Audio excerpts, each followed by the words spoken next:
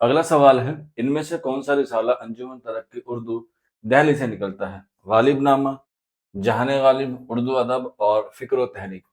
فکر و تحقیق، تو صحیح آنسر ہو جائے گا آپشن 4، یعنی کہ فکر و تحقیق جو ہے وہ رسالہ نکلتا ہے انجمن ترقی اردو ہند سے، اور اس کا جو ہیڈ آفس کہاں پہ ہے؟ ہیڈ آفس ہے دلی میں۔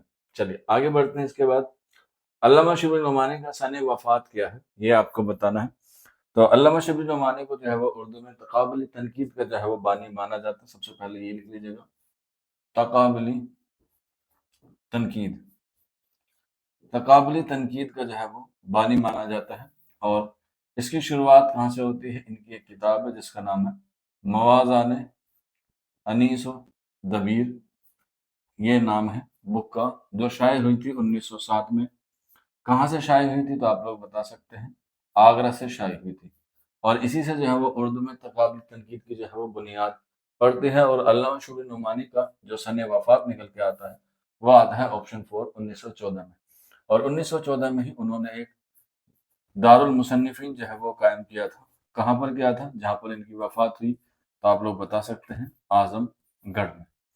ٹھیک ہے، وفات ہوئی ہے ان کی 1914 میں۔ اگر ہم لوگ بات کریں پیدائش کی تو 1857 میں ہوئی ہے، اعظم گڑھ میں ہی۔ ان کے حوالے سے یہ باتیں یاد رکھ سکتے ہیں۔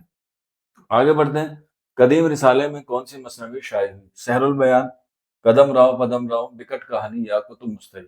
تو قدیم رسالے میں جو شائع ہونے والی مثنوی ہے وہ ہے بکٹ کہانی، اور اس کا انتساب یعنی کہ اسے جو ڈیڈیکیٹ کیا گیا ہے وہ کیا گیا ہے نور الحسن ہاشمی کو۔ آپشن 3 کریکٹ ہو جائے گا۔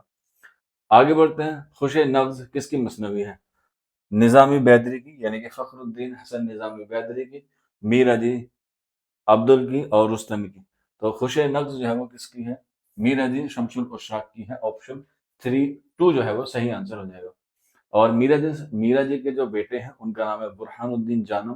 اکثر ایگزام میں پوچھا گیا ہے، تو سب سے پہلے تو میرا جی کا اصل نام پوچھتے ہیں یا پورا نام پوچھتے ہیں، تو بتا سکتے ہیں میر علی شمس الاشراق۔ ان کے بیٹے کا نام ہے برہان الدین جانم، ٹھیک ہے، کیا ہے؟ برہان الدین جانم۔ اور پھر ان کے بیٹے کا نام ہے امین الدین اعلیٰ، امین الدین اعلیٰ۔ تو تینوں باتیں آپ لوگ یاد رکھ لیجیے گا۔ میرا جی کا تعلق جو ہے وہ بہمنی دور سے ہے، جبکہ برہان الدین جانم اور امین الدین اعلیٰ کا جو تعلق ہے وہ کہاں سے ہے؟ وہ بیجاپور یعنی کہ عادل شاہی دور سے ہے۔ آگے بڑھتے ہیں۔ مثنوی کو سب سے کارآمد صنف کس کو کہا گیا ہے یا کس نے کہا ہے؟ تو اس کا صحیح آنسر ہو جائے گا حالی، شبلی، نصیر الدین یا سر سید۔ تو آنسر ہو جائے گا مثنوی کو سب سے کارآمد صنف جو بتایا ہے وہ کس نے بتایا؟ الطاف حسین حالی نے بتایا ہے۔ اور کس میں بتایا ہے؟ اپنی کتاب ہے جو 1893 میں شائع ہوئی، جس کا نام ہے مقدمہ شعر و شاعری۔ اس کتاب میں انہوں نے جو ہے وہ یہ بتایا ہے کہ اردو کی جو سب سے کارآمد صنف ہے وہ مثنوی ہے۔ اس کے علاوہ انہوں نے جو ہے وہ 4 اصناف پر کیا کی ہے؟ بحث کی ہے اسی کتاب میں: غزل، قصیدہ، مثنوی اور مرثیہ۔ ان 4 اصناف پر جو ہے وہ بحث کی ہے، اور اسی میں جو ہے وہ سب سے اہم بتایا کس کو؟ مثنوی کو بتایا ہے۔ جبکہ غزل کو بے وقت کی راگنی بتایا ہے، غزل اور قصیدے کو جو ہے وہ سنداز سے بدتر بتایا ہے، بدبو میں یعنی کہ عفونیت میں۔ تو یہ بھی آپ لوگ یاد رکھ سکتے ہیں۔ آگے بڑھتے ہیں۔ میر حسن کی مثنوی کون سی ہے؟ سحر البیان، قدم راؤ پدم راؤ، بکٹ کہانی، یا کتب مستری؟ تو میر حسن کی جو سب سے شاہکار مثنوی مانی جاتی ہے سحر البیان مانی جاتی ہے، جس کا مطلب ہوتا ہے بیان کا جادو، جس کا مطلب ہوتا ہے بیان کا جادو۔ اور سحر البیان کو جو لکھا ہے وہ لکھا ہے 1784 میں یا 85 میں، 1784 یا 1785 میں۔ اور ان کی آخری تبعزات مثنوی ہے، اور ان کی مثنوی کی تعداد اکثر ایگزام میں پوچھی جاتی ہے، تو آپ لوگ بتا سکتے ہیں میر حسن نے جو ہے وہ کیا لکھی ہے؟ 12 مثنوی لکھی ہے، جس میں ان کی آخری اور تبعزات اور سب سے شاہکار مثنوی ہے سحر البیان، جس کا مطلب ہوتا ہے بیان کا جادو۔ آگے بڑھتے ہیں۔ ابن آدم کس کا افسانہ ہے؟ تو ابن آدم جو ہے وہ ابن کنول کا ہے۔ آپشن 3، زیادہ اس میں جو ہے وہ آپ کو ابن سے جو ہے وہ آپ لوگ لگا سکتے ہیں۔ راجندر سنگھ بیدی کا افسانہ نامراد کس افسانے مجموعے میں شامل ہے؟ تو اس کا صحیح آنسر ہو جائے گا اپنے دکھ مجھے دے دو، گرہن، مکتی بودھ، یا کوک جلی؟ تو اس کا صحیح آنسر ہو جائے گا آپشن 4 یعنی کہ کوک جلی میں جو ہے وہ شامل ہے۔ اس کے علاوہ ان کا ایک شاہکار افسانہ بھی ہے جس کا نام ہے اپنے دکھ مجھے دے دو۔ اس کے دو کردار ہیں مدن اور اندو، دونوں جو ہے وہ امپورٹنٹ ہیں، آپ لوگ لکھ سکتے ہیں مدن اور اندو، ٹھیک ہے۔ اس میں جو ہے وہ بہت ایک میاں اور بیوی کے آپسی سہمتی اور آپسی تال میل کا جو ہے وہ اس میں کیا کیا گیا ہے، منظر پیش کیا گیا ہے، جو بہت خوبصورت انداز میں پیش کیا گیا ہے۔ آگے بڑھتے ہیں، پاگل پاگل کس کا آخری افسانہ ہے؟ راجندر سنگھ بیدی، کرشن چندر، منشی پریم چند یا سہیل عظیم آبادی؟ تو آنسر ہو جائے گا آپشن 2 یعنی کہ کرشن چندر کا۔ سوز وطن میں کتنے افسانے شامل ہیں؟ 5، 7، 9 یا 11؟ تو سوز وطن جو ہے وہ کس کا افسانوی مجموعہ ہے؟ سب سے پہلے آپ لوگ جانتے ہوں گے، آنسر ہو جائے گا منشی پریم چند۔ سب سے پہلے تو یہی سوال آتا ہے کہ سوز وطن کس کی تصنیف ہے؟ تو آپ لوگ بتا سکتے ہیں کہ یہ منشی پریم چند کا افسانہ ہے اور افسانوی مجموعہ بھی ہے، جو کب لکھا گیا تھا؟ 1907 میں، اور اسے اگلے سال یعنی کہ 1908 میں اسے ضبط کر لیا گیا، ٹھیک ہے، ضبط کر لیا گیا۔ ضبط کس نے کیا؟ برطانوی حکومت نے اسے ضبط کر لیا۔ اب بہت بار سوال آتے ہیں کہ اس میں کتنے افسانے شامل ہیں، تو آنسر جو ہے وہ اس کوشچن میں چھپا ہوا ہے، بس آپ کو ہلکا سا ایک آئی کی جو ہے وہ بڑھانا ہے۔ جیسے دیکھیں گے سین واو زا واو تا ان، تو 1 2 3 4 5 6، اس میں 6 حرف آئے ہیں، لیکن واو جو ہے وہ 2 بار آیا ہے، تو اس لیے واو کو ہم لوگ ایک بار کاؤنٹ کریں گے، تو 6 میں سے اگر ایک مائنس گیا 5، تو آنسر ہو جائے گا 5، یعنی کہ سوز وطن میں ہی کیا ہے، اس کا آنسر چھپا ہوا ہے۔ آپ لوگ اسے اس طریقے سے بھی یاد رکھ سکتے ہیں۔ آگے بڑھتے ہیں، فریب محبت کس کا ڈرامہ ہے؟ نارائن پرساد بیتاب، واجد علی شاہ، مرزا محمد ہادی رسوا یا احسن لکھنوی؟ تو فریب محبت جو ہے وہ احسن لکھنوی کا ہے، آپشن 4 کریکٹ آنسر ہو جائے گا۔ آگے بڑھتے ہیں، دروازہ کھول دو کس کا ڈرامہ ہے؟ کرشن چندر، واجد علی شاہ، مرزا محمد ہادی رسوا یا احسن لکھنوی؟ تو دروازہ کھول دو جو ہے وہ کرشن چندر کا ہے، آپشن اے جو ہے وہ کریکٹ آنسر ہو جائے گا۔ آگے بڑھتے ہیں، گوپی چند نارنگ کی وفات کب ہوئی؟ 2020، 2022، 2021 یا 2022؟ تو یہ دو آپشن ایک ساتھ ہی دیے گئے ہیں، تو آنسر یہی ہو جائے گا 2 یا 4، ٹھیک ہے۔ ہو سکتا ہے ٹائپنگ ایرر ہو، لیکن 2022 میں جو ہے وہ گوپی چند نارنگ کی کیا ہوئی ہے؟ وفات ہوئی۔ تو یاد رکھ سکتے ہیں، کرنٹ میں بھی اس سے تعلق سے سوال آ جاتا ہے۔ ٹیڑھی لکیر کس کا ڈرامہ ہے؟ تو یہاں پہ ٹیڑھی لکیر افسانہ نہیں پوچھا گیا ہے، ناول نہیں پوچھا گیا ہے، بلکہ پوچھا گیا ہے ڈرامہ کس کا ہے، ٹیڑھی لکیر۔ تو پہلا آپشن ہے پرتاپ نارائن پرساد، سعاد حسن منٹو، آغا حشر کاشمیری یا احسن لکھنوی؟ تو اگر ڈرامہ پوچھا جائے ٹیڑھی لکیر کس کا ہے، تو آنسر ہو جاتا ہے آپشن 2 یعنی کہ سعاد حسن منٹو کا، ٹھیک ہے۔ ان کی پیدائش 1911 میں ہوتی ہے اور وفات 1955 میں ہوتی ہے۔ چلیے آگے بڑھتے ہیں، اس کے بعد اکبر نامی ڈرامہ کس نے لکھا؟ نارائن پرساد نے، واجد علی شاہ، محمد حسین آزاد یا احسن لکھنوی؟ تو اکبر کا جو ڈرامہ لکھا گیا ہے اور اکبر نامی ڈرامہ جو لکھا گیا ہے وہ لکھا ہے محمد حسین آزاد نے، آپشن 3 جو ہے وہ کریکٹ آنسر ہو جائے گا۔ آگے بڑھتے ہیں، ببل کس کا افسانہ ہے؟